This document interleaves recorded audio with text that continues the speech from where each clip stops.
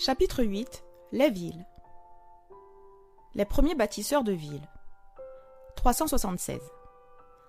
Lorsqu'il fut l'objet de la malédiction divine, Caïn se retira de la maison de son père. Son premier métier était de cultiver les champs, et il fonda une ville qu'il nomma comme son fils aîné. Il avait fui la présence du Seigneur, rejeté la promesse du paradis restauré, afin de rechercher, dans la malédiction du péché, ses richesses et ses joies sur cette terre, se faisant ainsi le chef de cette grande catégorie d'hommes qui adorent le Dieu de ce monde. 377. Pendant quelque temps, les descendants de Noé continuèrent d'habiter dans les montagnes où l'arche était restée. Comme leur nombre s'accroissait, l'apostasie introduisit bientôt la division parmi eux. Ceux qui désiraient oublier leur Créateur et rejeter les contraintes de sa loi se sentirent constamment importunés par les enseignements et les exemples de leurs compagnons qui craignaient encore Dieu. Finalement, ils décidèrent de se séparer des adorateurs de Dieu. Ils migrèrent donc vers la plaine de Shinéar et les bords de l'Euphrate. 378. C'est là qu'ils décidèrent de construire une ville et une tour d'une telle hauteur qu'elle serait la merveille du monde. Les villes sont des foyers du vice. 379. C'est dans les villes que se concentre la poursuite du plaisir et des amusements. De nombreux parents qui choisissent d'habiter la ville, en espérant donner ainsi à leurs enfants de plus grands avantages, s'en repentent hélas trop tard et regrettent leur terrible erreur. Les villes d'aujourd'hui vont rapidement devenir comme Sodome et Gomorrhe. Les nombreuses vacances encouragent la paresse. Les sports excitants, mais aussi le théâtre, les courses, les maisons de jeux, la boisson et les divertissements stimulent au plus haut point les diverses passions. Les jeunes sont entraînés par le courant populaire. 380. Il m'a été montré que les villes seront remplies de confusion, de violence et de crimes, et que ces choses ne feront que croître jusqu'à la fin de l'histoire de cette terre. 381. Partout dans le monde, les villes sont les foyers du vice. On n'y voit partout que le spectacle du mal, on n'y entend que sa rumeur. Partout s'étalent les incitations à la sensualité et à la dissipation. Jugement imminent prêt à s'abattre sur les villes. 382. De terribles événements secoueront la terre et les palais royaux érigés à grands frais deviendront certainement des amoncellements de ruines. 383. Lorsque se retirera la main protectrice de Dieu, le destructeur commencera son œuvre. Alors les plus terribles calamités fondront sur nos villes. 384. Dieu donne aux habitants de la terre des avertissements tels que l'incendie de Chicago, ceux de Melbourne, de Londres et de New York. 385. La fin est proche et toute ville sera bientôt mise sans dessus-dessous. Il y aura de la confusion dans toutes les villes. Tout ce qui doit être ébranlé le sera et nous n'avons aucune idée de ce qui surviendra. Les jugements seront proportionnels à l'impiété des gens et à la lumière qu'ils auront reçue. 386. Oh, si le peuple de Dieu pouvait prendre conscience de la destruction imminente qui va s'abattre sur des milliers de villes, maintenant pratiquement abandonnées à leur idolâtrie. 387. Le temps est proche où de grandes villes seront rasées et toutes devraient être averties de ces jugements imminents. Des immeubles considérés comme étant à l'épreuve des catastrophes seront réduits en cendres. 388. J'ai vu que les constructions les plus coûteuses, considérées comme étant à l'épreuve du feu, seront réduites en cendres, tel Sodome qui a péri dans les flammes de la vengeance divine. Les monuments qui flattent la grandeur des hommes seront réduits en poussière avant même que l'ultime destruction ne s'abatte sur le monde. 389. Dieu retire son esprit des villes impies qui sont devenues semblables à celles du monde antédiluvien et à Sodome et Gomorrhe. Des palais luxueux, des merveilles architecturales seront détruits soudainement lorsque le Seigneur estimera que les propriétaires ont dépassé les limites du pardon. La destruction par le feu d'imposantes constructions regardées comme étant à l'épreuve des flammes est une illustration de la prochaine destruction de l'architecture terrestre qui sera réduite en pièces. 390. les hommes ne cesseront de construire des immeubles coûteux valant des millions. Une attention toute particulière sera apportée à leur beauté architecturale et à la solidité de leur réalisation. Mais le Seigneur m'a montré qu'en dépit de cette exceptionnelle solidité et de leur coût, ces constructions connaîtront le sort du temple de Jérusalem. La ville de New York. 391. Ce n'est pas sans un esprit de pardon que Dieu a manifesté sa colère. Il nous tend encore la main. Son message doit être délivré dans le Grand New York. Il faut montrer aux gens que Dieu n'a qu'un geste à faire pour détruire les biens qu'ils ont accumulés, afin de se prémunir contre les grands événements du dernier jour. 392. Je n'ai pas reçu de lumière particulière en ce qui concerne les événements qui vont survenir sur New York. Je sais seulement qu'un jour, les grandes constructions de cette ville seront rasées par les bouleversements opérés par le pouvoir de Dieu. Partout, la mort frappera. C'est pourquoi je suis si anxieuse de donner à nos villes l'avertissement dont nous devons leur faire part. 393. Tandis que je me trouvais à New York, on m'invita pendant la nuit à admirer les immeubles qui s'élevaient étage après étage vers le ciel. Ces immeubles étaient garantis à l'épreuve des flammes et on les avait bâtis pour la glorification de leurs propriétaires et de leurs constructeurs. 394. La scène qui se déroula ensuite devant moi était une alerte d'incendie. Des hommes considéraient les immeubles élevés et supposés être à l'épreuve des flammes et dirent « Ils sont en parfaite sécurité ». Cependant, ces immeubles furent consumés comme de la poix. Les pompes à incendie se révélèrent impuissantes pour empêcher leur destruction.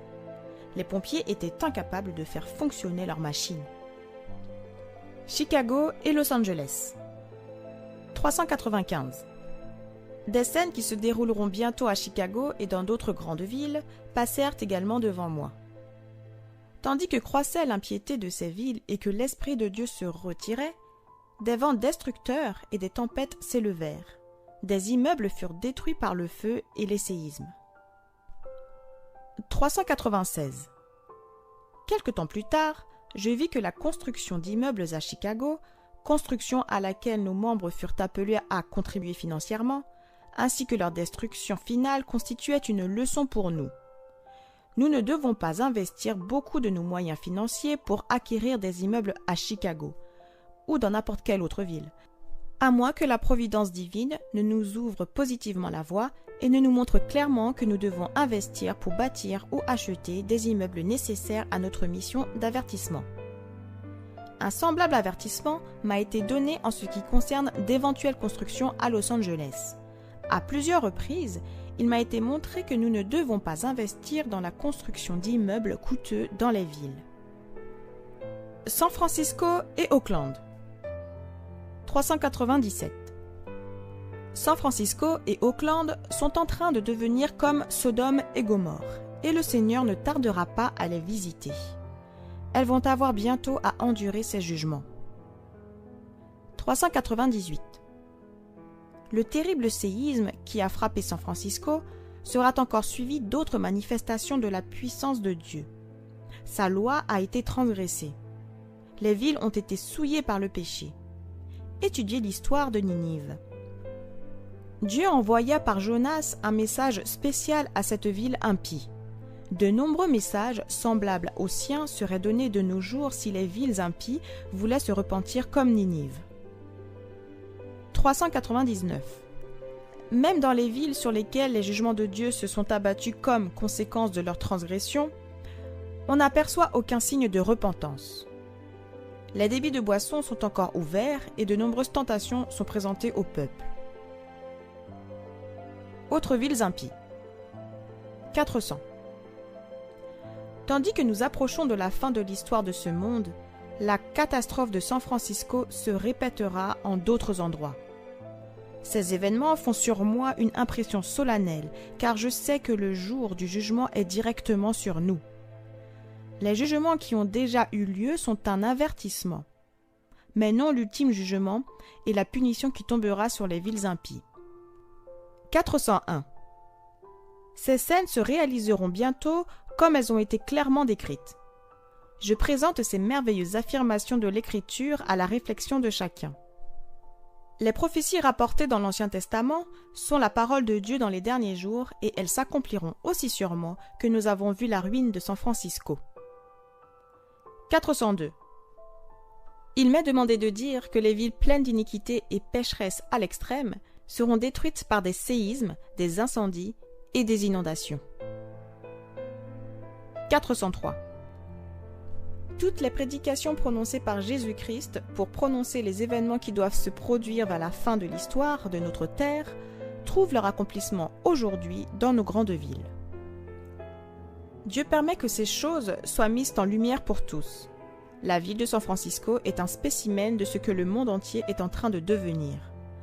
La corruption impie, les pratiques immorales, les transactions frauduleuses chez les hommes qui disposent du pouvoir de relâcher les coupables et de condamner les innocents, toutes ces iniquités remplissent les autres grandes villes de la terre et font de notre monde ce qu'il était à la veille du déluge.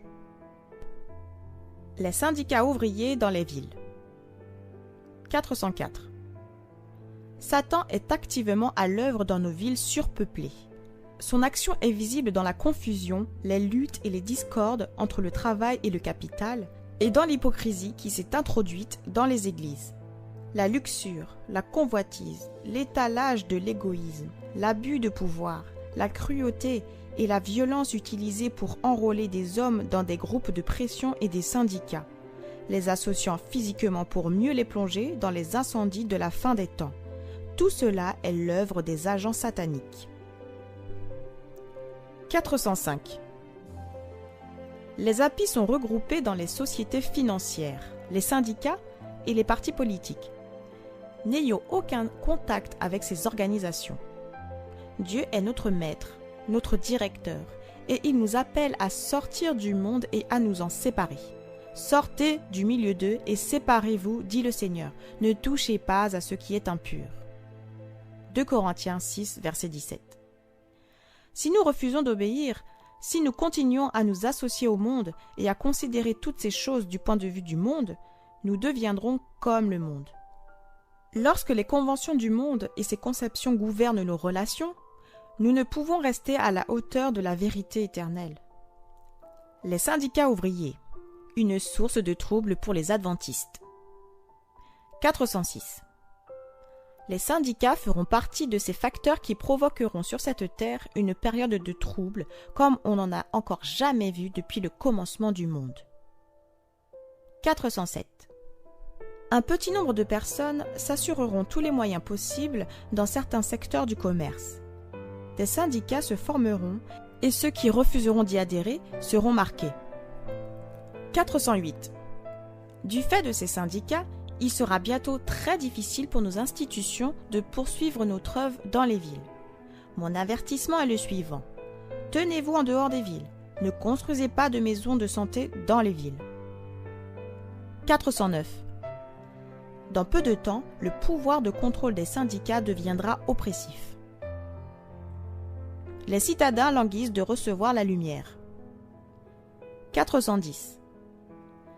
Quoique la colère de Dieu repose sur toutes les nations, elles ne l'expérimenteront pas dans toute sa violence, car certaines âmes échapperont encore au subterfuge de l'ennemi pour se repentir et se convertir.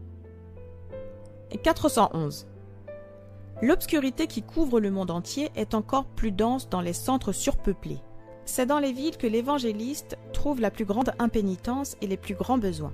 Et cependant, dans ces mêmes villes, s'offrent aux gagneurs d'âmes les plus grandes opportunités. Mêlés à la multitude de ceux qui ne se soucient ni de Dieu ni du ciel, de nombreuses âmes recherchent la lumière et la pureté du cœur. Même parmi ceux qui sont insouciants et indifférents, de nombreuses âmes peuvent encore être touchées par la révélation de l'amour de Dieu pour les hommes. Nous devons fournir un effort courageux dans les villes.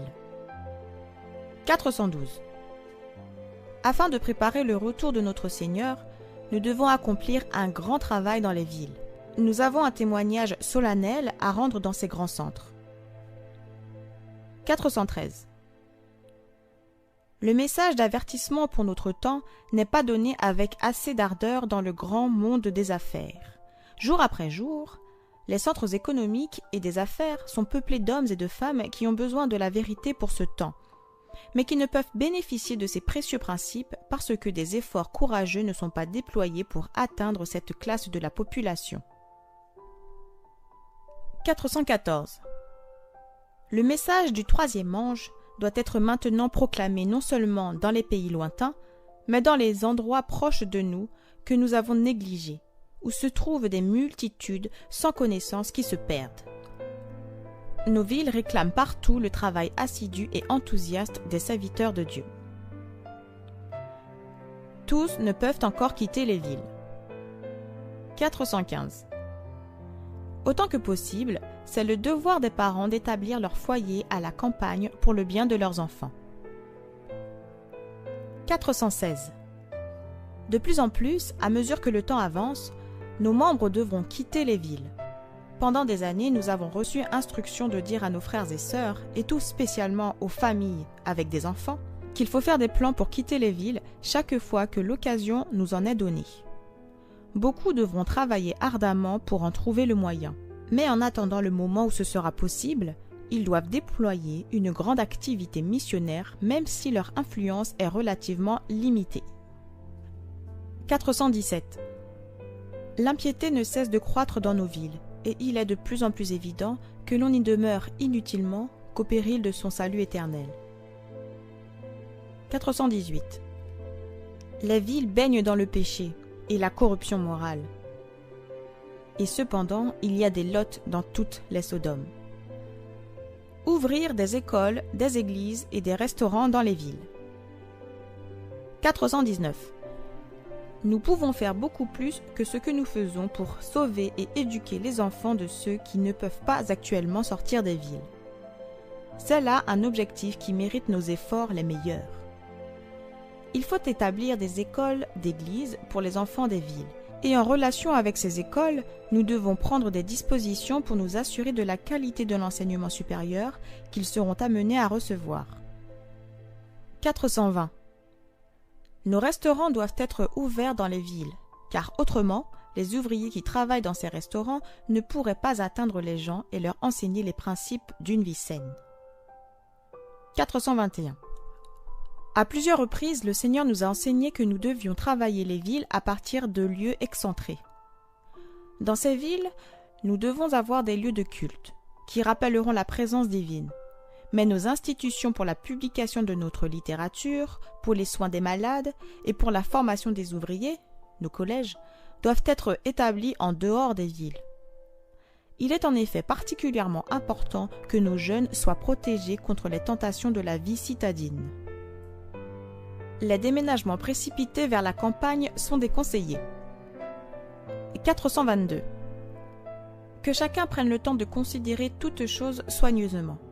Et ne soyons pas comme l'homme de la parabole qui commença à construire et ne put achever. Il ne faut pas envisager un déménagement sans avoir apprécié les conséquences et sans avoir pesé chaque aspect de la question. 423. Certains se précipiteront pour faire un nouveau travail et entrer ainsi dans quelque affaire dont ils ne connaissent rien. Cela, Dieu ne le demande pas. 424. Ne faisons rien dans la précipitation et le désordre qui entraîneront de grandes pertes et des sacrifices d'argent dans lesquels on se sera engagé à la suite de discours ardents et impulsifs qui soulèvent un enthousiasme étranger à la volonté de Dieu. Une victoire qu'il était ainsi essentiel de gagner, suite à un manque de pondération, de réflexion et de sagesse dans les décisions, se transformera en défaite. Le signal pour sortir des villes. 425. Le temps n'est pas très éloigné, où, comme les premiers disciples, nous serons contraints de chercher refuge dans des lieux désolés et retirés. De même que le siège de Jérusalem par les armées romaines fut le signal de la fuite pour les chrétiens de Judée, ainsi la collusion du gouvernement de notre nation avec l'autorité papale, par le biais du décret qui imposera le sabbat de la papauté, sera pour nous un avertissement. Le moment sera alors venu de quitter les grandes villes avant d'abandonner les petites bourgades elles-mêmes pour nous retirer dans des endroits les plus reculés au milieu des montagnes. Des justes se trouveront encore dans les villes après le décret de mort. 426. Pendant le temps de trouble, nous nous sommes tous enfuis des villes et des villages, mais nous avons été poursuivis par les impies qui forcèrent les maisons des saints, l'épée à la main. 427. Comme les saints quittaient les villes et les villages, ils furent poursuivis par les impies qui cherchèrent à les tuer. Mais les épées levées pour tuer le peuple de Dieu furent brisées et tombèrent à terre, aussi impuissantes que vêtues de paille. Des anges de Dieu protégèrent les saints de leurs boucliers. 428. Bien qu'un décret général ait fixé le temps où les observateurs des commandements de Dieu devront être mis à mort, leurs ennemis, dans certains cas, anticiperont le décret et, avant le temps spécifié, chercheront à leur ôter la vie. Mais personne ne pourra vaincre les puissants gardiens qui camperont autour de toute âme fidèle. Certains sont assaillis pendant leur fuite, loin des villes et des villages, mais les épées élevées contre eux se briseront et tomberont, aussi inutiles que des fétus de paille. D'autres sont défendus par les anges sous l'apparence de guerriers.